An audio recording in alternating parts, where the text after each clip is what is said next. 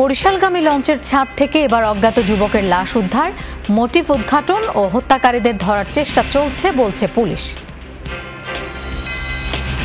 মহামারীতে স্কুলগুলোতে প্রমোশনে বিকল্প পদ্ধতিতে মূল্যায়ন নেওয়া হচ্ছে অ্যাসাইনমেন্ট, শিক্ষার্থী অভিভাবকদের মিশ্র প্রতিক্রিয়া। অ্যাসাইনমেন্ট ভালো হচ্ছে, করতেছি। পরীক্ষার সাথে এটা তুলনা করলে পরীক্ষাটাই বেটার। তবে অ্যাসাইনমেন্ট দিয়ে বাচ্চাদেরকে কিভাবে মূল্যায়ন করবে এটা তো আসলে আমাদের কাছে ভালো লাগছে না।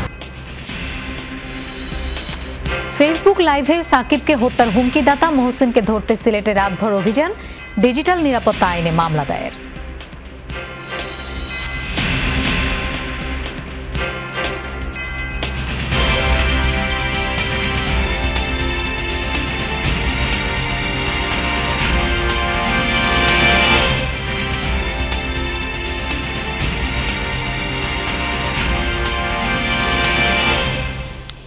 শুভেচ্ছা, আমন্ত্রণ যমুনা নিউজে আপনাদের সঙ্গে থাকছি আমি মৌসুমী আহমেদ লোপা। এতক্ষণ শিরোনাম দেখছিলেন। ঢাকা থেকে বরিশালের উদ্দেশ্যে ছেড়ে যাওয়া এমভি সুন্দরবন 11 লঞ্চের ছাদ থেকে অজ্ঞাত এক যুবকের মরদেহ উদ্ধার হয়েছে। পুলিশের ধারণা ছুরিকাঘাতে হত্যার পর যুবকের মরদেহ ফেলে যায় দুর্বৃত্তরা। পুলিশ জানায় গতকাল রাতে ঢাকার সদরঘাট থেকে লঞ্চটি বরিশালের উদ্দেশ্যে ছেড়ে যায়। মঙ্গলবার ভোরে বরিশাল ঘাটে পৌঁছায়। বেশিরভাগ যাত্রী নেমে যাওয়ার পর সকাল 6:30টার দিকে লঞ্চের কর্মচারীরা ধোয়া মোছার সময় ছাদের এক কোণে যুবকের মরদেহ পড়ে থাকতে দেখে নৌ পুলিশে খবর দেয়। নিহতের পরিচয় ও হত্যাকাণ্ডের মোটিভ উদ্ঘাটনের কাজ চলছে বলে জানিয়েছে পুলিশ। লোকজন নেমে যাওয়ার পরে আমরা যখন পরিষ্কার করার জন্য ছাদে আসলাম, পানির পাইপ নিয়ে ছাদে আসছি। আসার পরে দেখি এখানে একটা লাশ পড়ে আছে। ছুরি কাটাকুটি করে হত্যা করা হয়েছে এবং তাকে পেটে 2টা এবং বুকে ছোট ছোট 3টা স্টেপ করছে। স্টেপ করার কারণেই সে মারা গেছে আর কি। আমরা এখন পর্যন্ত লাশে কোনো শনাক্ত করতে পারি নাই, তবে আনুমানিক তার বয়স হবে 22-23 বছর। দর্শক, এই বিষয়ে বিস্তারিত জানবো। বরিশাল থেকে আমাদের সাথে যোগ দিচ্ছেন সহকর্মী কাউসার হোসেন। কাউসার, কদিন আগে এক নারীর মরদেহ উদ্ধার হলো বরিশালগামী লঞ্চ থেকে, এবার যুবকের লাশ। কেন একের পর এক খুন হচ্ছে বরিশালগামী লঞ্চে?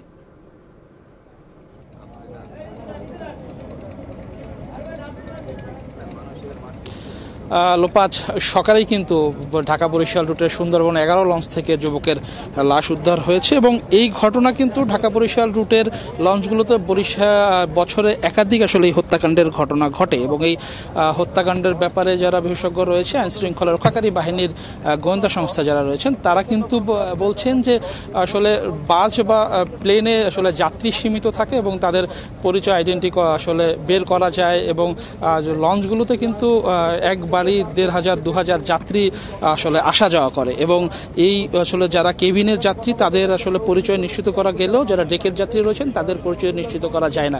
এই সুযোগটাই কিন্তু দুর্বৃত্তরা নেন এবং আসলে হত্যাকাণ্ডের ঘটনাগুলো ঘটান। যদিও এখন পর্যন্ত ঢাকা বরিশাল রুটের লঞ্চগুলোতে যে হত্যাকাণ্ডের ঘটনাগুলো ঘটেছে, আসলে অধিকাংশ হত্যাকারীরাই যারা জড়িত ছিলেন তারা গ্রেফতার হয়েছেন, আইন শৃঙ্খলা রক্ষাকারী বাহিনীর আসলে নজরদারিতে এসেছেন এবং আজকের ঘটনাটাও কিন্তু এখানে আসলে পিবিআই, সিআইডি, পুলিশের বিশেষজ্ঞ টিম রয়েছেন। তারা বলছেন যে আসলে 8টি ছুরিকাঘাত রয়েছে এই যুবকের শরীরে এবং হত্যার উদ্দেশ্যেই আসলে তাকে ছুরিকাঘাত করা হয়েছে এবং এই ঘটনার সাথে যারা জড়িত রয়েছেন, কি কারণে এই হত্যাকাণ্ড বা কারাই হত্যাকাণ্ড ঘটনা ঘটিয়েছেন সে বিষয়ে কিন্তু আইন শৃঙ্খলা রক্ষাকারী বাহিনীর যারা গোয়েন্দা সংস্থার আসলে সদস্যরা রয়েছেন তারা এরই মধ্যে কাজ শুরু করেছেন এবং তারা আশা প্রকাশ করছেন যে খুব শিগগিরই আসলে যারা জড়িত তাদের গ্রেফতার করতে পারবেন। তবে লোপা, আসলে সবসময় কিন্তু হত্যাকাণ্ড ঘটার পরপরই কিন্তু লঞ্চের মালিক যারা রয়েছেন তারা কিন্তু বলে থাকেন যে তারা আইন শৃঙ্খলা আসলে যে জোরদার করবেন বা অতিরিক্ত নিরাপত্তা কর্মী নিয়োগ করবেন, কিন্তু সেই আসলে লক্ষণ কিন্তু আমরা দেখছি না। বছর জুড়েই কিন্তু এই রুট থেকে লঞ্চ মালিকরা কিন্তু কোটি কোটি টাকা মুনাফা আসলে অর্জন করছেন, কিন্তু সে অনুযায়ী কিন্তু যাত্রীদের তারা নিরাপত্তা দিচ্ছেন না। শুধুমাত্র কয়েকজন আনসার সদস্য থাকেন লঞ্চের যাত্রীদের নিরাপত্তার জন্য, যেটি আসলে একেবারেই কম বলে আইন শৃঙ্খলা রক্ষাকারী বাহিনীর সদস্যরা মনে করেন এবং তারা কিন্তু বরাবরই বলে আসছেন লঞ্চ কর্তৃপক্ষকে বা লঞ্চ মালিকদের যে আসলে যাত্রীদের নিরাপত্তা আরও বাড়ানোর জন্য কিন্তু তারা সবসময় কিন্তু প্রতিশ্রুতি দিয়ে থাকেন, কিন্তু সেই প্রতিশ্রুতি কিন্তু তারা পালন করেন না। এর প্রেক্ষিতে কিন্তু আমি আরেকটি জিনিস বলতে চাচ্ছি যে এই ব্যাপারে পুলিশ অভিযান চালাবে, জড়িতদের ধরার চেষ্টা করবে, কিন্তু এই যে একের পর এক যে এই হত্যাকাণ্ডের ঘটনা ঘটছে, কোনো চক্র যদি জড়িত থাকে তাদের ধরার ব্যাপারে কোনো আপডেট আছে কিনা এবং সাম্প্রতিক কোনো রহস্য উদ্ঘাটন হয়েছে কিনা একটু ছোট্ট করে বলবেন।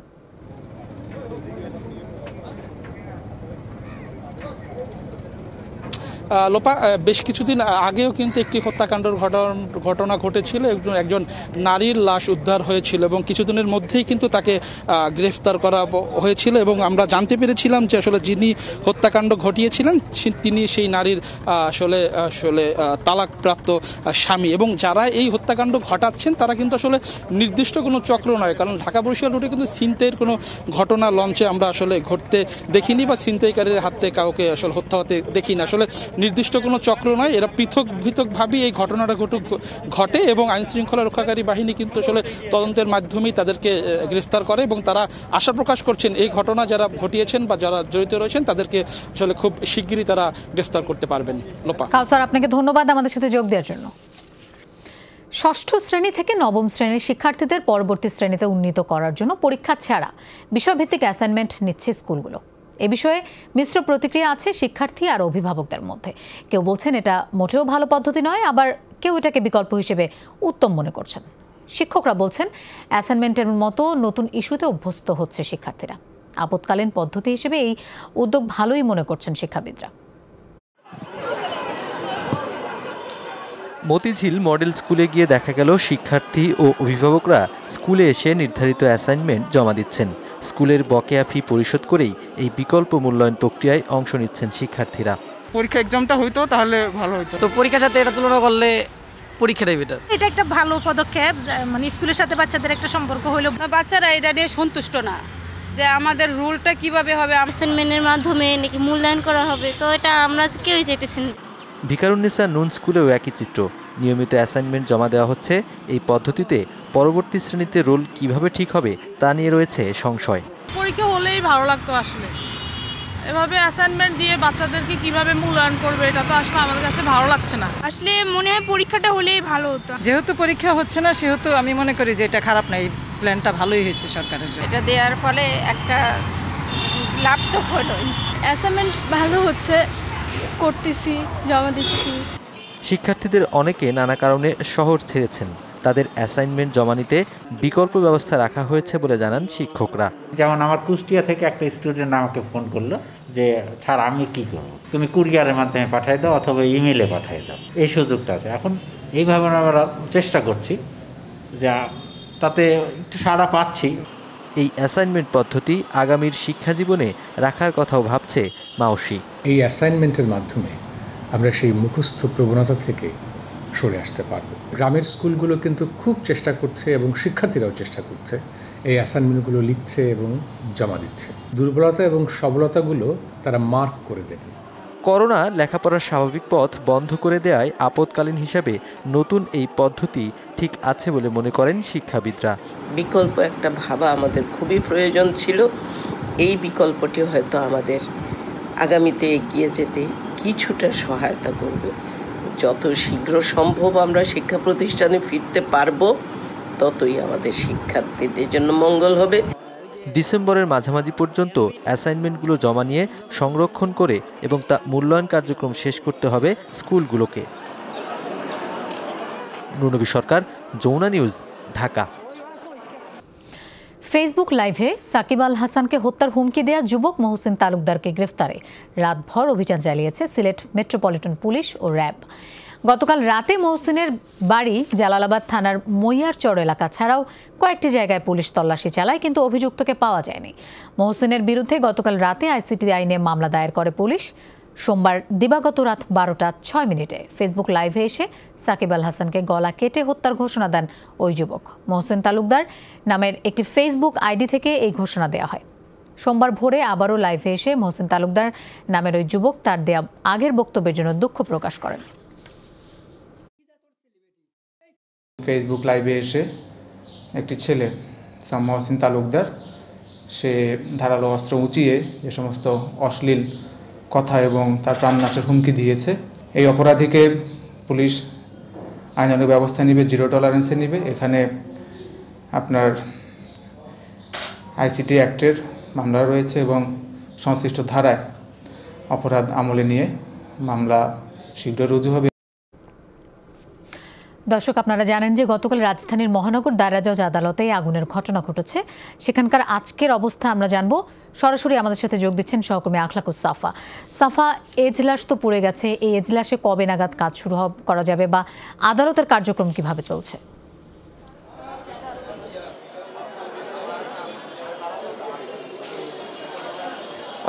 লোপা, মহানগর দায়রা জজ আদালতের যে কার্যক্রম, সেই কার্যক্রম সীমিত পরিসরে অর্থাৎ গুরুত্ব বিবেচনা করে তৃতীয় অতিরিক্ত মহানগর দায়রা জজের যে এজলাস রয়েছে, সেই এজলাসে দ্বিতীয় অতিরিক্ত মহানগরের যিনি দায়রা জজ অর্থাৎ ইমরুল কায়েস, তিনি সেখানে বিচার কাজ শুরু করেছেন এবং সেটি গতকাল থেকেই কিন্তু বলা হচ্ছিল, অর্থাৎ আগুন লাগার পরই বেশ কিছু নথিপত্র সেখান থেকে কিন্তু পুড়ে যায়।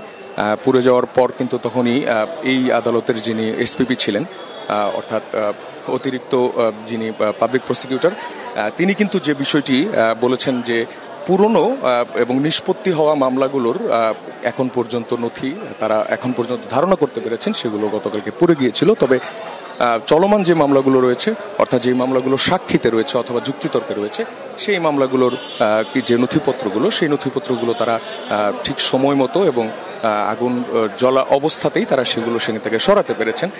সেই হিসেবে কিন্তু আজ যে বিচার কাজ, এরই মধ্যে আপনি দেখছেন যে নিয়মিত যে আইনজীবীরা তারা এই কোর্টে বেশ কিছু রিভিশন মামলা ছিল, সেই মামলাগুলোর কিন্তু শুনানি হয়নি। শুরুতেই বলছিলাম, গুরুত্ব বিবেচনায় তৃতীয় এজলাসে সেটি শুরু হয়েছে। তবে এই বিষয়টি আইন সচিবকে জানানো হয়েছে, সেটি আসলে সরকারের পরবর্তী সিদ্ধান্ত এবং আদালতের সিদ্ধান্তের পরেই জানা যাবে। সাফা, আপনাকে ধন্যবাদ আমাদের সাথে যোগ দেওয়ার জন্য। একদিনে বিশ্বজুড়ে আরও 7,000-এর প্রাণ গেল করোনা ভাইরাসে। নতুন সংক্রমণ শনাক্ত হয়েছে 4,85,000-এর বেশি। এখনও দৈনিক প্রাণহানি আর সংক্রমণের শীর্ষে যুক্তরাষ্ট্র। গেল 24 ঘন্টায় দেশটিতে 710 জনের মৃত্যু হয়েছে কোভিড-19-এ। 2,52,000 ছাড়িয়ে গেছে দেশটির মোট মৃত্যু। 1.5 লাখের বেশি মানুষের শরীরে ভাইরাসের অস্তিত্ব মিলেছে একদিনে। সেকেন্ড ওয়েভের শিকার ফ্রান্স ও ইতালিতে সোমবারও 5 শতাধিক মৃত্যু হয়েছে করোনায়। ভারত ও ইরানের দৈনিক প্রাণহানি 400-এর উপরে। সংক্রমণ বেড়েছে যুক্তরাজ্য, রাশিয়া ও পোল্যান্ডে। যুক্তরাষ্ট্রের পরবর্তী প্রশাসনের কাছে ক্ষমতা হস্তান্তর প্রক্রিয়ায় ডোনাল্ড ট্রাম্পের অনীহাকে লজ্জাজনক বলে আখ্যা দিয়েছেন নবনির্বাচিত মার্কিন প্রেসিডেন্ট জো বাইডেন। ট্রাম্প প্রশাসনের অসহযোগিতার কারণে ভুগতে হবে মার্কিন জনগণকে, এমন আশঙ্কার কথা জানিয়েছেন তিনি। বলেছেন, সমন্বয়ের অভাবে মহামারীতে মৃত্যু সংখ্যা বাড়তে পারে। ভ্যাকসিন সরবরাহ পরিকল্পনা নিয়ে তথ্য সরবরাহ না করলে পিছিয়ে পড়বে নতুন প্রশাসন, আর তার প্রভাব পড়বে অর্থনীতি সহ সব ক্ষেত্রে। 20 জানুয়ারি দায়িত্ব গ্রহণের আগে ডোনাল্ড ট্রাম্পের শুভ বুদ্ধির উদয় হবে এমন আশাবাদ জানিয়েছেন বাইডেন।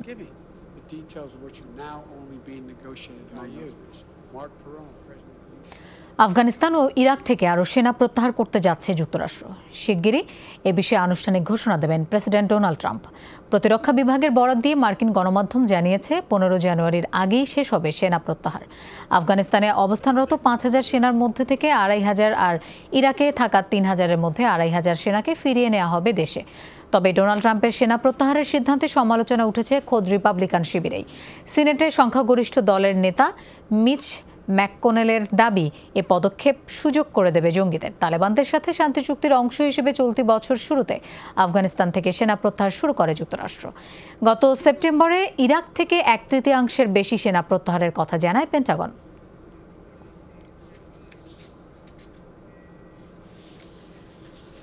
দর্শক, এই ছিল যমুনা নিউজ।